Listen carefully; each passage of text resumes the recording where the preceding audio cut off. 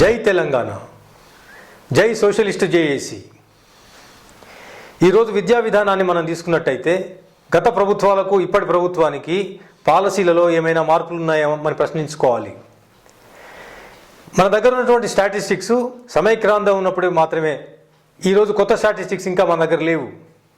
అయితే మనం గమనించాల్సిన విషయం ఏంటిదంటే ప్రభుత్వ పాఠశాలల్లో కేవలము 57% మంది పిల్లలు మాత్రమే ఉంటున్నారు. మిగతా 43% మంది పిల్లలు ప్రైవేట్ స్కూళ్ళలో చదవాల్సినటువంటి గత్యంతరం వస్తూ ఉన్నది. రాష్ట్రంలో 6 నుండి 15 సంవత్సరాల వయసు గల పిల్లలు 1,45,33,000 మంది ఉన్నారు. అయితే వీరి లోపల 1 నుండి 10వ తరగతి లోపల చేరినటువంటి పిల్లల సంఖ్య 1,31,91,000 మాత్రమే. మిగతా 13,50,000 మంది పిల్లలు ఇంకా బడికి రావట్లేదు. వాటి గురించి మన ఈ కొత్త ప్రభుత్వము ఏమైనా చర్య తీసుకున్నదా అనేటువంటి మనం ఆలోచించాల్సినటువంటి విషయం. అసలు స్కూల్లో చేరినటువంటి పిల్లల లోపల 64% మంది పిల్లలు 10వ తరగతి లోపలనే డ్రాప్ అవుట్స్ అవుతున్నారు. దీనికి బాధ్యత వహించాల్సింది ఎవరు?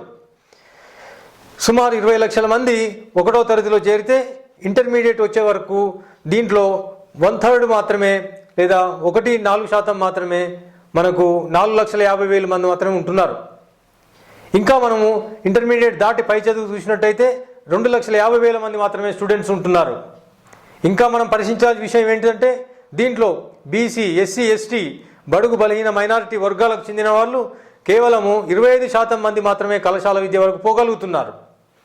ఇటువంటి వర్గీకరణ ఉన్నటువంటి ఈ తెలంగాణ లోపల మన ప్రభుత్వం చేసినటువంటి నిజమైనటువంటి పాలసీ ఏదన్నా ఉంటే ప్రజలారా మీరే గుర్తించండి.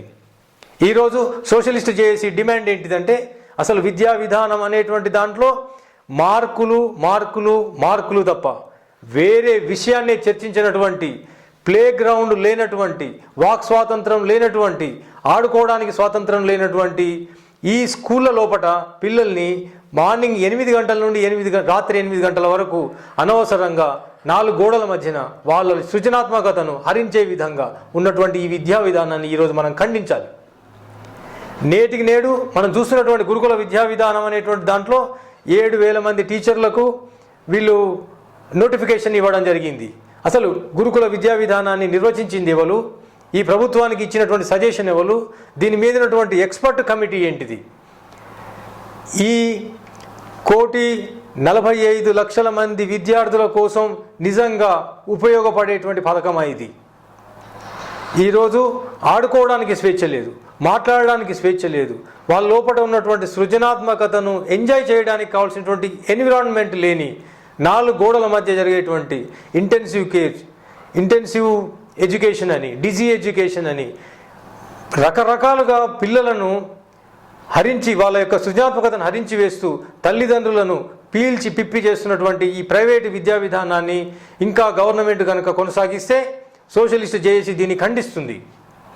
జై సోషలిస్ట్ జేఏసీ, జై తెలంగాణ.